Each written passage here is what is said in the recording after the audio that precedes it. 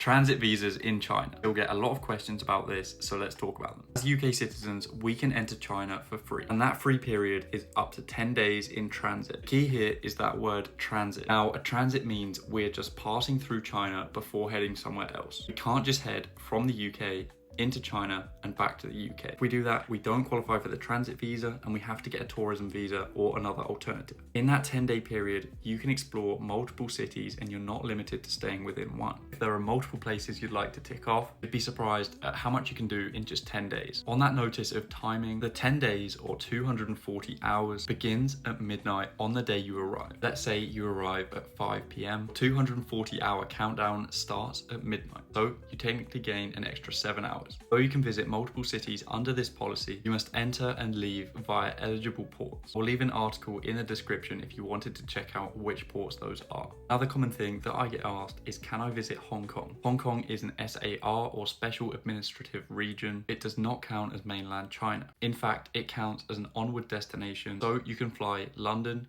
to mainland China and then to Hong Kong. By doing that setup, you're allowed 10 days in China. Though the maximum is 240 hours, you can use as much or as little of that as you need. For example, if you have a 10-hour layover in China, under this policy, you can still exit the airport and see the city if you wanted to. The great positive of all of this is nothing needs to be sorted in advance. All of this is filled in on an arrival card. You will need details of your outbound flight and the location of your stay in China. From my experience, I didn't need to show proof of my booked accommodation in China. All I had to do was write down the address of where I was staying, but it's definitely advised to have everything booked just in case it's checked. There has been known cases of scrutiny here where every location that you'll be staying and your exit flight is all checked thoroughly. Although it's improving, this policy is also still very unknown. If you're flying into China from the UK, it's unlikely that people on the gate are going to know about it, so you may get questioned when you're checking in. At the major airports in China, it's quite common, so it should be pretty seamless, but in the smaller regional airports, it might take a little longer whilst they check everything. With that being said, I wouldn't be scared at all to try this. I think it's one of the best ways to explore China, especially if it's possible en route to somewhere that you're traveling anyway.